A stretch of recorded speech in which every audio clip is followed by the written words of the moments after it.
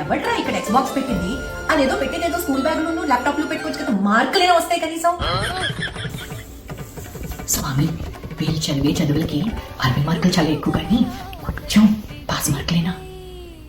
తిరు తిరు గణనాద